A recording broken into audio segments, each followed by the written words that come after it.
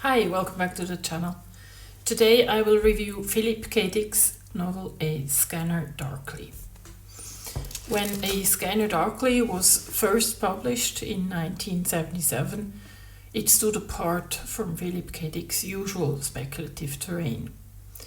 Unlike his metaphysical explorations of alternate realities and androids, this novel was painfully grounded, drawn directly from his life among addicts in 1970s California. Dick called it a love story, not in the romantic sense, but as an elegy for friends lost to addiction, psychosis, and despair. Nearly 3 decades later, A Scanner Darkly found a second life through the filmmaker Richard Linklater and his adaptation of the book. Faithful to the novel's tone and structure, the film used rotoscope animation, a technique that overlays live action footage with digital illustration to mirror the novel's hallucinatory texture and the protagonist's fractured sense of reality. With Keanu Reeves, Winona Ryder, Robert Downey Jr. and Woody Harrelson embodying characters based on Dick's real-life acquaintances, the film preserved both the humor and horror of the novel. Far from a conventional sci-fi thriller, A Scanner Darkly remains one of the most intimate and emotionally raw adaptations of Dick's work, testament to a story that at its core is about watching yourself disappear. It may just be my imagination. Whatever it is that's watching, it's not human. Gentlemen, you are about to witness for approximately 61 cents the perfect homemade silencer. That sure is some silencer. Just drive over to my place, kick back, get some tequila.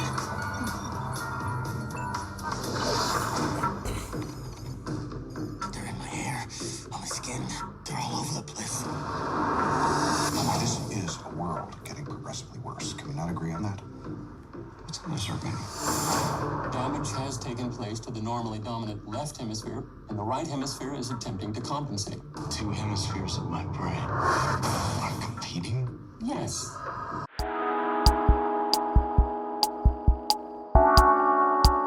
Set in 1994 California, plagued with widespread drug addiction, A Scanner Darkly follows the character of Bob Arctor, an undercover narcotics agent assigned to surveil a group of addicts in Southern California. Arctor assumes a dual identity. As narcotics agent Fred, he reports to the police while posing as Bob in his day-to-day life, one of the very addicts he's been ordered to observe. To maintain secrecy, Fred wears a scramble suit, a technological disguise that continually morphs his physical appearance when he reports to the authorities, so that his undercover identity remains a secret. As his dependency on substance D, a highly addictive and brain-damaging drug, deepens, Arctor experiences a neural split, causing the left and right hemispheres of his brain to become functionally separate. This leads to profound identity confusion, blurring the boundaries between Fred and Arctor, self and other, reality and delusion beyond recognition. Living with fellow addicts Barris, Lockman and Charles Freck, Arctor navigates a chaotic world marked by paranoia, drug-induced trips, surveillance and betrayal. His romantic interest, Donna, is both a drug dealer and possibly a federal undercover operative. As Fred, alias Arctor, spirals into cognitive deterioration, his roommate Barris attempts to frame him. Eventually, Arctor is committed to New Path, a rehabilitation facility for treatment of his addiction. In a devastating final twist, it is revealed that New Path itself is cultivating substance D, using exploited addicts like Arctor as workforce. The novel ends with a broken Bob Arctor no longer cognitively functional, assigned to work at a New Path farm. In a fleeting moment of clarity, he discovers the blue flower from which substance D is derived, and quietly resolves to remember and report what he has seen.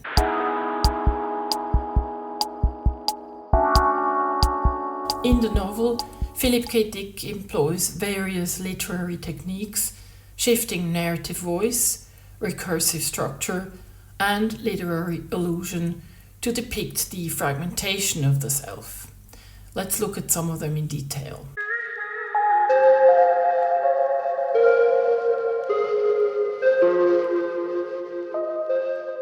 The fragmentation of identity is most vividly rendered through the duality of Bob Arctor and his alter ego Fred. Bob Arctor is the undercover narcotics agent. Fred is the official identity he assumes when reporting to the authorities. The narrative tension arises when Fred is assigned to monitor Bob Arctor himself, thus creating a recursive loop of self-surveillance. Dick dramatizes the impending mental collapse by blurring narrative boundaries. The internal monologue shifts subtly between Fred's clinical detachment and Arctor's emotional despair. This stylistic decision forces the reader to inhabit both perspectives simultaneously, rendering the protagonist's fragmentation not only as a plot device but as a narrative experience. The use of free indirect discourse, blending third-person narration with the character's subjective thought, exemplifies how Dick linguistically enacts the splitting of the self.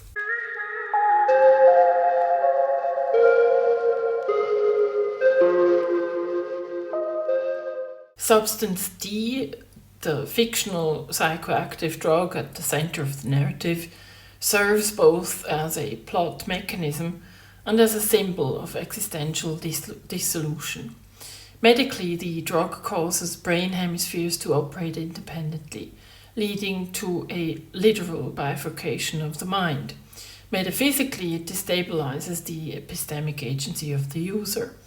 The protagonist is not merely confused, he becomes ontologically divided, unable to distinguish between reality and illusion, self and other. Dick employs this neurological fragmentation to question Enlightenment models of the unified autonomous self. In this way, a scanner darkly functions as a literary extension of post-Cartesian skepticism. No longer is the self a stable point of reference.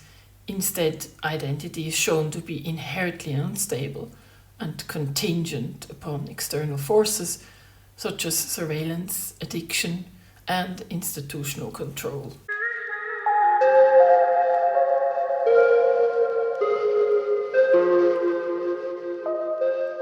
Dick makes deliberate reference to Goethe's Faust, most notably when Arctor, in a deteriorate state, mentally recites lines from Goethe's drama. The passages he attempts to recall evoke the internal conflict and duality that characterize both Faust and Arctor. In Faust, the titular character bargains with Mephistopheles to gain forbidden knowledge and transcend human limitations. This quest leads to moral ambiguity, loss of self, and eventually spiritual peril. Dick repurposes this motif in a secular and psychopharmacological register. Arctur's bargain is not with a devil, but with the state apparatus and his own addiction. In seeking to become the other, to morph into his target in the name of justice, he sacrifices his own agency and identity. Moreover, like Faust, Arctor becomes the instrument of a power that he cannot control. His role as an undercover agent is co-opted by the very institution he serves, culminating in his total disempowerment and submission to the New Path Recovery Center. This inversion of the Faustian arc, where transcendence leads not to knowledge but to mental oblivion, underscores Dick's cynicism about redemption in a system driven by surveillance and control.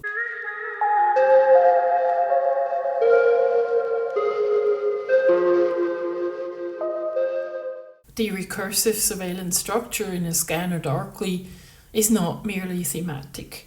It enacts the psychological schism of the protagonist. Dick literalizes Michael Foucault's concept of panopticism, where the subject internalizes the gaze of the observer. Arctor, under constant observation, including by himself as Fred, becomes estranged from his own body and thoughts, alienated to the point of ontological crisis. Dick reinforces this with the scramble suit, the uniform that renders the wearer unidentifiable by shifting through countless physical appearances. The suit worn by Fred when he reports to the authorities becomes a metaphor for identity dissolution. The more Arctor dons the suit, the more he becomes detached from his original self. The protagonist does not simply lose track of his role, he becomes a placeholder for institutional intent, a vessel void of a stable identity.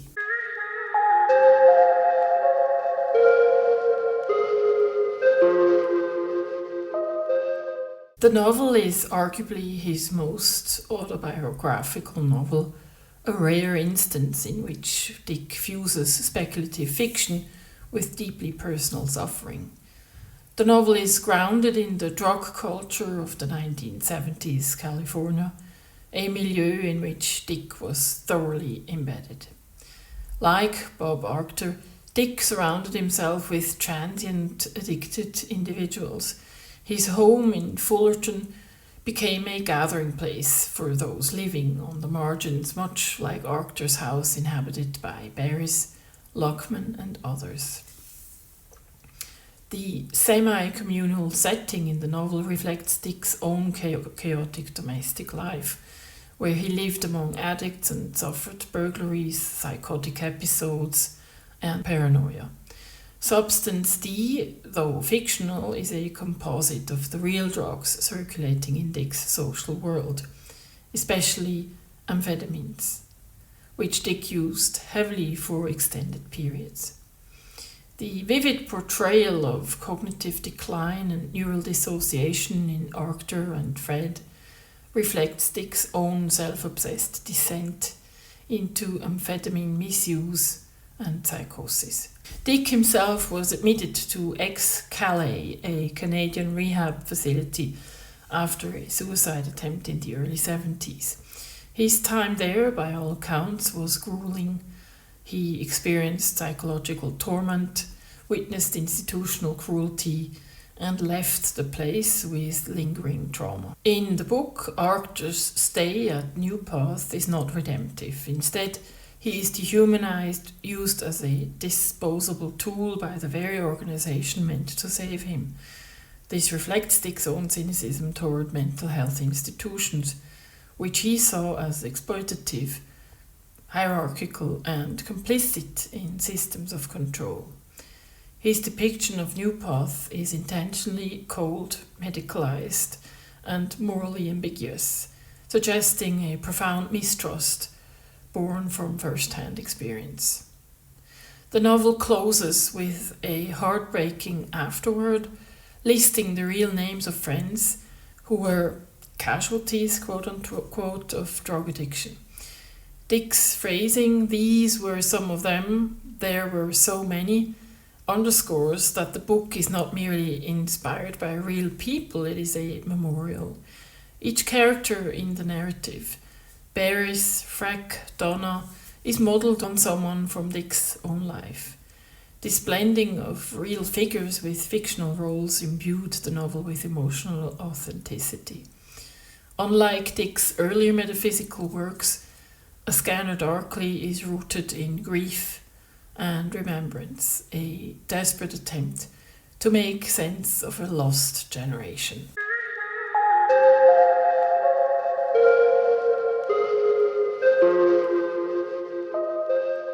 Dick's experiences with government surveillance whether real or perceived, also bleed into the narrative. He reported being investigated by the FBI, his house broken into and his files rifled through. These incidents, some possibly delusional, some confirmed, align closely with Arctor's experience of being watched, recorded and deconstructed by impersonal bureaucracies. A portion of the interview that Dick gave during his visit to France in 1977 conveys that. Let's have a listen.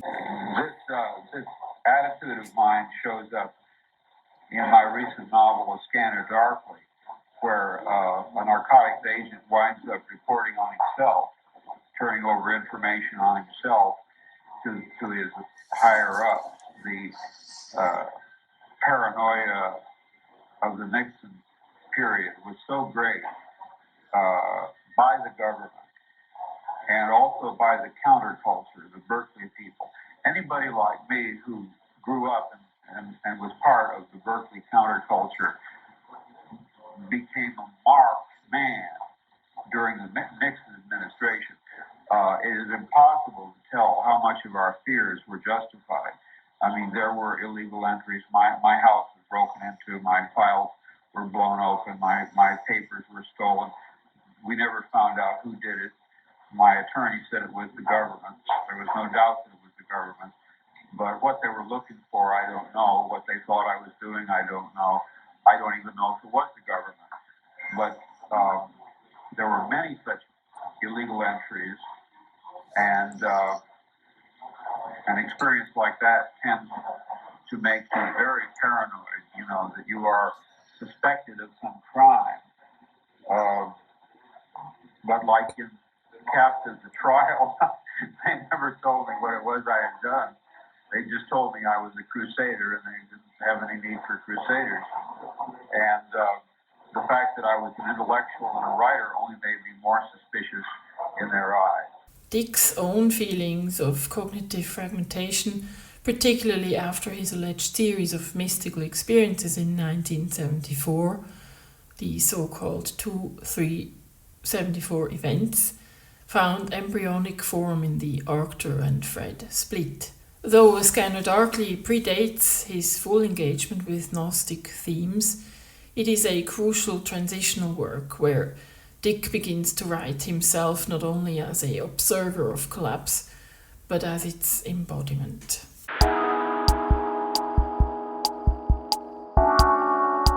Charles Freck, becoming progressively more and more depressed by what was happening to everybody that he knew, decided finally to off himself.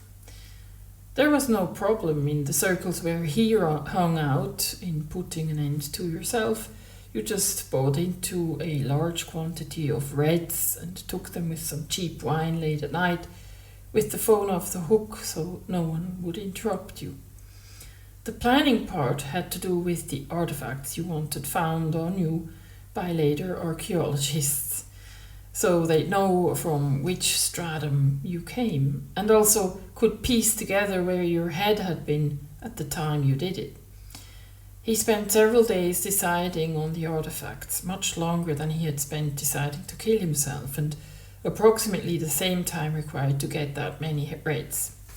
He would be found lying on his back on his bed with a copy of Ayn Rand's The Fountainhead, which would prove he had been a misunderstood Superman, rejected by the masses, and so, in a sense, murdered by their scorn, and an unfinished letter to Exxon protesting the cancellation of his gas credit card. That way he would indict the system and achieve something by his death over and above what the death itself achieved. Actually, he was not as sure in his mind what the death achieved as what the two artifacts achieved, but anyhow, it all added up, and he began to make ready, like an animal sensing its time has come and acting out its instinctive programming laid down by nature when its inevitable end was near. At the last moment, as end time closed in on him, he changed his mind on a decisive issue and decided to drink the rates down with a connoisseur wine instead of Ripple or Thunderbird. So he set off on a last drive over to Trader Joe's, which specialized in fine wines, and bought a bottle of 1971 Mondavi Cabernet Sauvignon, which set him back almost $30, all he had.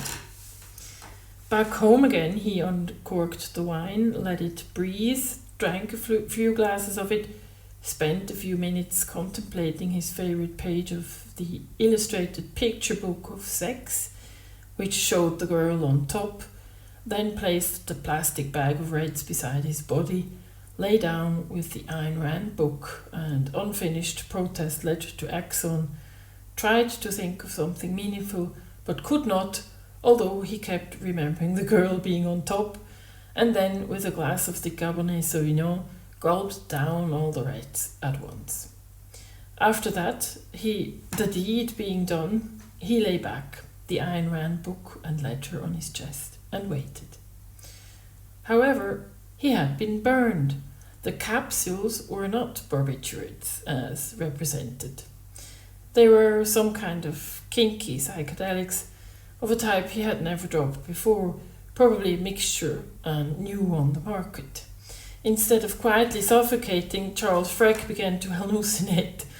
Well, he thought philosophically, this is the story of my life, always ripped off.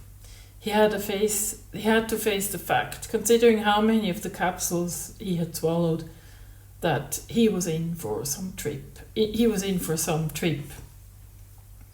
The next thing he knew, a creature from between dimensions was standing beside his bed, looking down on him disapprovingly. The creature had many eyes all over it, ultra-modern, expensive-looking clothing, and rose up 8 feet high. Also, it carried an enormous scroll. You're going to read me my sins, Charles Freck said. The creature nodded and unsealed the scroll. Freck said, lying helpless on his bed, and it's going to take 100,000 hours. Fixing its many compound eyes on him, the creature from between dimensions said, we are no longer in the mundane universe. Lower plane categories of material existence, such as space and time, no longer apply to you. You have been elevated to the transcendent realm. Your sins will be read to you ceaselessly in shifts throughout eternity. This list will never end. Know your dealer, Charles Freck thought, and wished he could take back the last half hour of his life. 1,000 years later, he was still lying there on his bed with the Ayn Rand book and the letter to Exxon on his chest, listening to them read his sins to him. They had gotten up to the 1st grade when he was 6 years old. 10,000 years later, they had reached the 6th grade. The year he had discovered masturbation. He shut his eyes, but he could still see the multi-eyed 8-foot-high being with its endless scroll reading on. And next, it was saying, Charles Freck thought, at least I got good wine.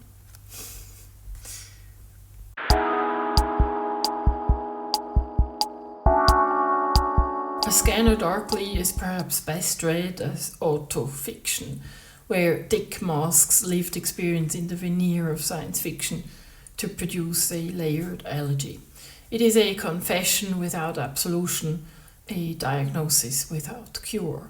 The fragmentation of identity, drug-fueled despair, and institutional betrayal are not abstract themes. They are drawn from Dick's own descent into mental illness, grief, and addiction.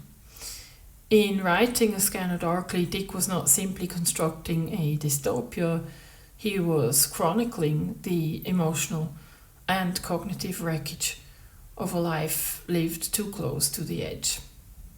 If you can stomach misogynistic language, a lot of car talk, and stoner logic, this book is for you. Thank you for watching, and I will see you in my next video. Bye bye.